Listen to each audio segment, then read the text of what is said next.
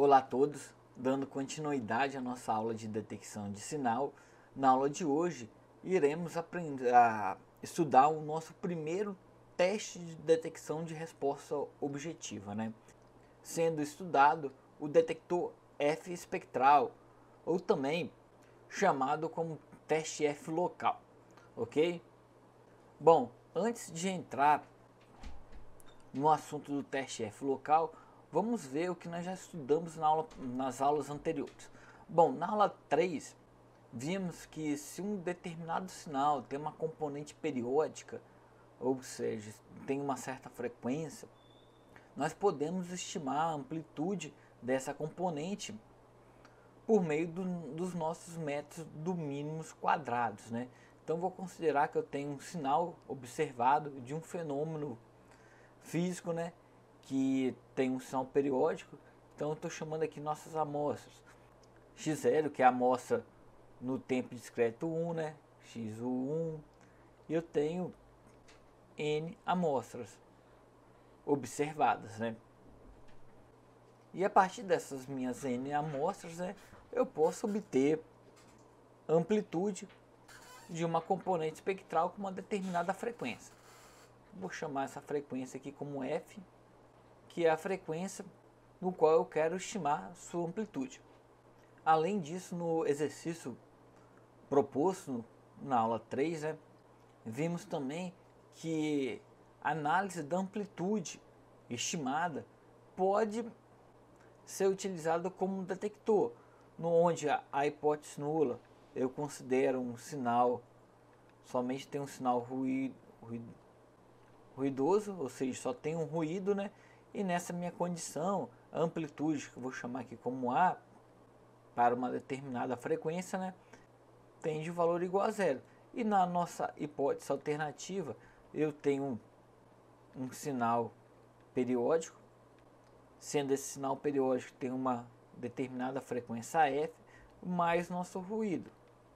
Embora o sinal periódico está embutido nesse meu ruído, a amplitude minha é diferente de zero.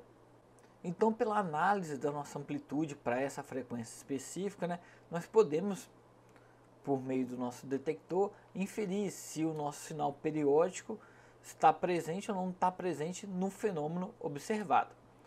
Então, eu posso chamar isso como, representar isso, na verdade, como um detector.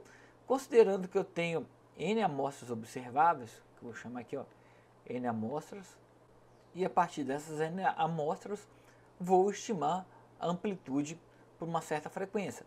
Vimos que para estimar a amplitude eu tenho que achar os índices A e o B, E depois a amplitude seria o A ao quadrado mais B ao quadrado e a raiz aqui. Então, representando como um diagrama de bloco, eu tenho o primeiro termo que é o sinal, que seria meus N dados aqui, e eu vou aplicar a seguinte transformação para achar primeiro o nosso A, que é o somatório, variando até de 0 a n menos 1, a nossa função cosseno, W vezes n, vezes o nosso xn aí. É o que nós vimos na aula passada para estimar o A. E é claro, faltou esse termo aqui constante. Ou seja, esse diagrama de bloco aqui, na saída desse meu diagrama de bloco, eu vou ter o valor igual a A. E para achar o termo igual a B, fazer aqui o diagrama. Então tá aqui, o nosso termo aqui, a saída desse meu diagrama é igual ao termo B, Deixa eu colocar aqui o B e o nosso A. Agora, basta tirar o módulo deles e levar ao quadrado, Então tem aqui, função B ao quadrado, que seria esse diagrama de bloco.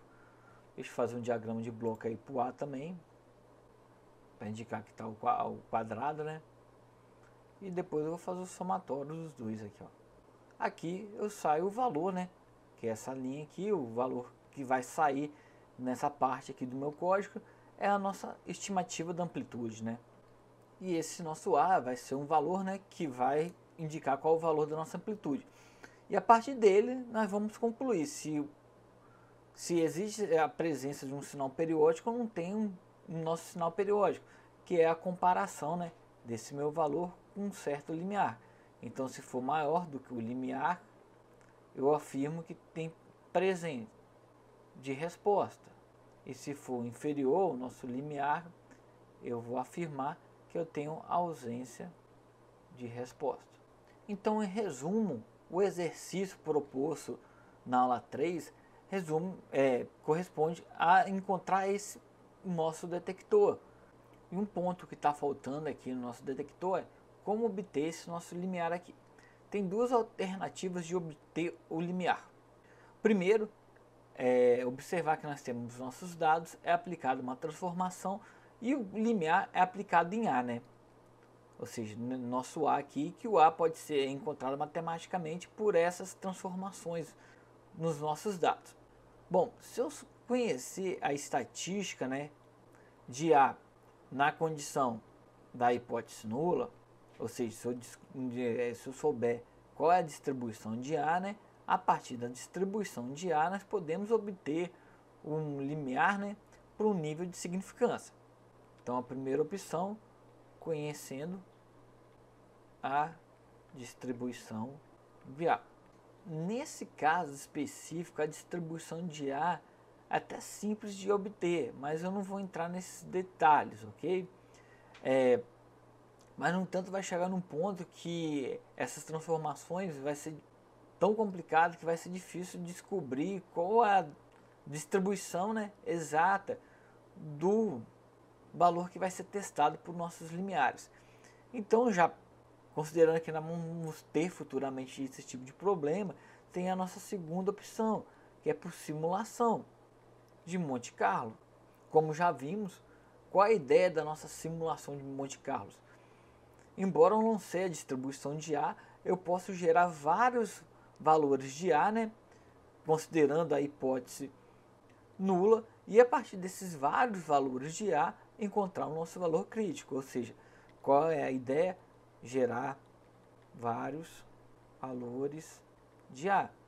E a partir desses vários valores, né, dessa população de amostras de A, eu estimo o valor crítico, né, ou seja, eu obtenho o nosso limiar para um nível de significância desejado. E como eu gero esses valores de A, né, como já vimos, eu vou gerar uma população aqui com distribuição gaussiana, ou seja, eu vou gerar N amostras com distribuição gaussiana e aplicar essa N amostras o nosso detector. Aí eu vou ter aqui no final uma amostra de A, né, para H0. E eu vou fazer isso várias vezes, então eu vou obter vários valores de A para H0 e a partir desses vários valores de A na condição de H0, né, eu vou obter o nosso nível de significância, ok? Um ponto importante disso é que essa metodologia funciona para qualquer detector. A única coisa que vai variar de um detector para outro é essa transformação aqui, né? Que na medida que nós começarmos a ver nosso curso, nós vamos ver outras transformações até melhor do que só essa amplitude aí, né? Mas no final, na hora de obter o valor crítico, né, é sempre obter esse valor que está no final, no qual eu estou comparando com o valor crítico. Para eu gero várias populações dele, né, e a partir dessa população eu obtenho o nosso valor crítico.